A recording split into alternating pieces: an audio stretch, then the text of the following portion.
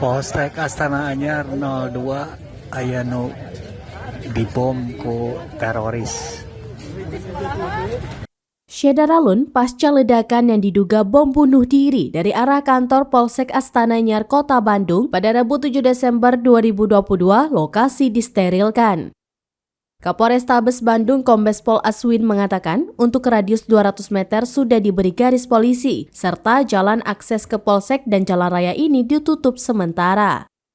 Pihaknya kini sedang menunggu satuan Cibom dari Mapolda Jabar untuk memastikan pasca ledakan bom tidak ada risiko ledakan berikutnya. Aswin memaparkan ledakan terjadi pada Rabu pagi pukul 8.20 saat sedang melakukan apel pagi. Tiba-tiba ada satu orang laki-laki masuk ke Polsek mengacungkan senjata tajam, menerobos barisan apel pagi seketika anggota pada menghindar dan tak lama kemudian terjadi ledakan.